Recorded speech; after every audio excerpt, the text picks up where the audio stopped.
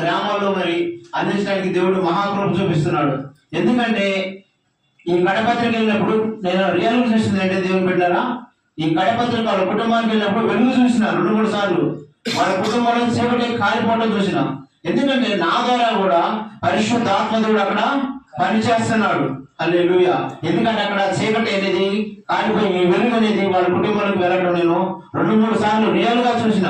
అయినప్పుడు కూడా దేవుడు ఎంతగానో ఆయన కృప నాకు తోడుంది కాబట్టి ఎక్కడ ఇటువంటి అపాయం లేకుండా దేవుడు నన్ను కాపాడి సంరక్షించేంత వరకు కూడా మరి ఎన్నో శోధనలండి నా జీవితంలో.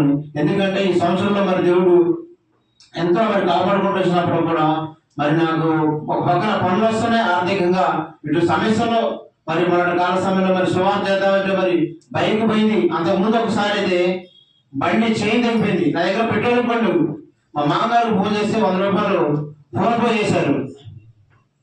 పెట్రోల్ మన చైన్ అయిపోయింది, నా దగ్గర పైసలు ఇవ్వాలంటే మళ్ళీ ఏమన్నా మళ్ళీ చైన్ చేయించుకొని వచ్చాక మళ్ళీ కొన్ని రోజుల తర్వాత ఆ బండి కూడా దొంగలు ఎత్తకపోయారు. అయినప్పుడు కూడా నేను ఎక్కడ కూడా ఊరికి చెప్పుకోవాలా, దేవుడికి చెప్పుకున్నాను. మొన్న కాల సమయంలో మా మిస్సెస్ ఒక చైన్ ఉంటే 23,000 పెట్టి డబ్బులు ఇస్తే అది పెట్టి బండి కొనుక్కొని వచ్చిన. దాన్ని బట్టి ఈరోజు సువార్త ప్రకటిస్తున్నా. మళ్ళీ పని చేసుకుంటూ మళ్ళీ దాన్ని బాకీ తెచ్చుకుంటున్నాం. దేవుని మా కృప. ఎందుకంటే మరి నా జీవితంలో ఎన్నో కష్టములు, ఎన్నో బాధలు మరి నా